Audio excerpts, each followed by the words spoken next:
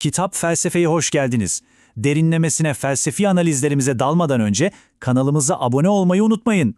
Evet, bugün sizlerle gündelik hayatımızın ardındaki o gizli mimariyi, o görünmez yapıyı konuşacağız. Filozof John Searle'ün izinden giderek para, mülkiyet, evlilik gibi hayatımızın en temel yapı taşlarının aslında nasıl kolektif bir icat olduğunu göreceğiz.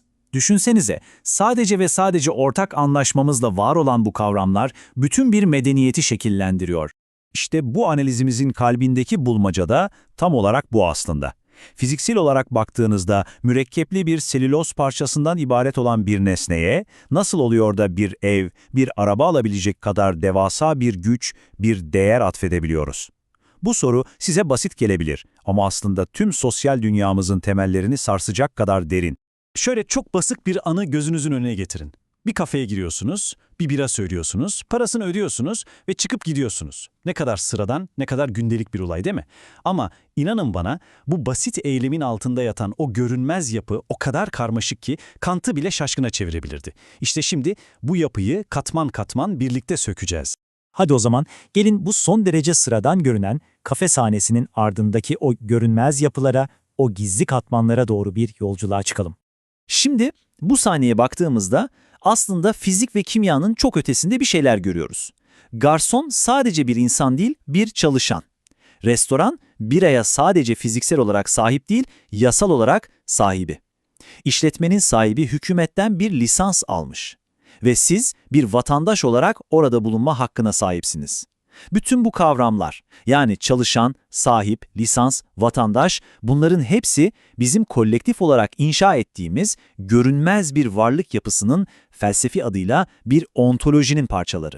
İyi de bu görünmez dünyayı bildiğimiz o fiziksel dünyadan nasıl ayıracağız? İşte tam bu noktada Searle bize müthiş bir anahtar sunuyor. Searle'ün bize verdiği anahtar tam da burada devreye giriyor. Gerçekliği ikiye ayırmak. Bir tarafa ham olguları koyalım. Everest Dağı'nın varlığı ya da hidrojen atomunun yapısı gibi, biz öyle düşünelim ya da düşünmeyelim, var olan, bizden bağımsız katı fiziksel gerçekler. Diğer tarafta ise kurumsal olgular var. Bir kağıt parçasının 5 lira olması gibi, sadece ama sadece biz hep birlikte öyle olduğuna karar verdiğimiz için var olan gerçekler. Yani biri doğanın eseri, diğeri ise tamamen insan zihninin. Bakın Searle bunu kendi kelimeleriyle ne kadar güzel ifade ediyor. Bu ne demek? Bir kağıdın 5 lira olması sizin ya da benim kişisel görüşüm değil. Bu sizinle benim aramızdaki görünmez bir anlaşmayla yaratılmış, hepimiz için geçerli olan nesnel bir gerçektir. İşte buna uzlaşmayla yaratılmış nesnellik diyoruz. Peki ama nasıl? Bu uzlaşma tam olarak nasıl işliyor? Yani ham gerçekliğin üzerine bu kurumsal gerçekliği inşa etmemizi sağlayan o temel mekanizma, o sihirli formül nedir? Cevap, kolektif yönelimsellik dediğimiz şeyde gizli. Bunu şöyle düşünün, bir orkestranın bir senfoniyi çalması tek tek müzisyenlerin ben çalıyorum demesinin bir toplamı değildir. Ortada bir biz çalıyoruz durumu vardır. İşte kurumların işlemesi için de bu ortak zihniyet, bu biz böyle kabul ediyoruz durumu kesinlikle şart. Ve işte geldik o sihirli formüle. Bütün sosyal gerçekliği inşa eden o basit ama inanılmaz güçlü formül. X, C bağlamında Y sayılır. Bu basit yapı aslında bütün medeniyetimizin yazılım kodudur. Fiziksel bir şey olan X, belirli bir bağlamda yani C'de tamamen yeni bir statü ve işleve yani Y'ye kavuşur. Hadi bu formülü en başta sorduğumuz o para sorusuna uygulayalım. X, darphanenin bastığı o kağıt parçası, C, Türkiye bağlamı, bu kağıt parçası yani X, Türkiye bağlamında yani C'de para olarak sayılır yani Y. İşte bu sayma eylemiyle o kağıta fiziksel özelliklerinin fersah fersah ötesinde bir işlev ve statü yüklemiş oluyoruz. Ve işin ilginç yanı ne biliyor musunuz? Bu formülün çalışması için illa resmi kanunlara falan da gerek yok.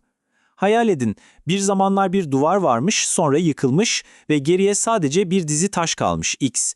Eğer kabile bu taş dizisini sınır Y olarak kabul etmeye devam ederse, o taşlar artık fiziksel bir engel olmaktan çıkıp sembolik bir işleve bürünür. Yani fiziksel engel yerini kolektif bir anlaşmaya bırakmıştır. Şimdi hazır olun çünkü işin belki de en şaşırtıcı, en akıl almaz kısmına geliyoruz. Dilin bu sosyal gerçekliği sadece tarif etmekle kalmayıp onu bizzat nasıl yarattığına bakacağız. Hiç düşündünüz mü? Köpeklerin neden parası veya mülkü olamaz? Evet, işbirliği yapabilirler, bir kemiği başka köpeklerden koruyarak ona sahiplenebilirler. Ama mülkiyet hakkı ya da para gibi kurumsal olgulara asla sahip olamazlar. Neden peki? Çünkü bu olgular hayvanlarda olmayan bir şeyi gerektirir, bir temsil sistemini. İşte bütün meselenin kilitlendiği yer tam da burası. Para ya da mülkiyet dediğimiz şey, bir nesnenin rengi, dokusu gibi fiziksel bir özelliği değil. Bunu göremezsiniz, koklayamazsınız, dokunamazsınız. Peki fiziksel olmayan bu statüyü nasıl var edeceğiz ve aklımızda tutacağız? Tabii ki kelimelerle, yani sembollerle. Bu ayrım aslında her şeyi o kadar net açıklıyor ki. Düşünün, birinin elinde topla bir çizgiyi geçtiğini görmek için dile ihtiyacınız yok. Gözlerinizle görürsünüz. Bu ham bir algıdır. Ama o kişinin 6 puan kazandığını göremezsiniz. Çünkü puan kavramı onu yaratan dilsel ve sembolik bir sistem, yani oyunun kuralları olmadan var olamaz. Ve bu da bizi Searle'ın o müthiş sonucuna getiriyor. Kelimeler veya diğer semboller olguların kısmen kurucusudur. Yani dil sadece var olan bir şeye taktığımız bir etiket değil, dil o olgunun kendisinin var olmasını sağlayan temel bir yapı taşı. Para kelimesi, evlilik kelimesi olmasaydı bu kurumlar da olmazdı. Şimdi gelin şöyle bir adım geri çekelim ve bu basit ama güçlü yapı taşlarının bir araya gelerek bütün o devasa insan medeniyetini nasıl inşa ettiğine bakalım. Bu formülün asıl gücü ne biliyor musunuz? Üst üste yığılabilmesi, katmanlaşabilmesi. Mesela zaten bir kurum olan söz vermeyi, başka bir kurum olan resmi bir töreni C bağlamında kullanarak tamamen yeni bir kurum olan evliliği Y'yi yaratıyoruz. Medeniyet dediğimiz şey de tam olarak böyle. Birbirinin üzerine inşa edilmiş kurumlardan oluşan dev bir yapıdır. Ve işte karşınızda büyük resim. Yaptığımız şey aslında kaba kuvvetin hüküm sürdüğü bir dünyadan hep birlikte kabul ettiğimiz anlamların, hakların ve yükümlülüklerin yönettiği bir dünyaya geçmek.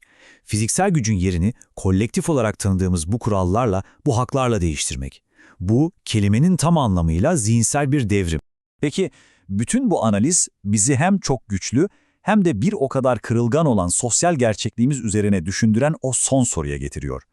Eğer bütün bu devasa yapı, bu koca piramit sadece bizim vaatlerimize, bizim kolektif inancımıza dayanıyorsa, ya bir gün inanmaktan vazgeçersek ne olur? Her şey bir anda bir karton ev gibi çökebilir mi? Sanırım bu üzerine hepimizin düşünmesi gereken bir soru.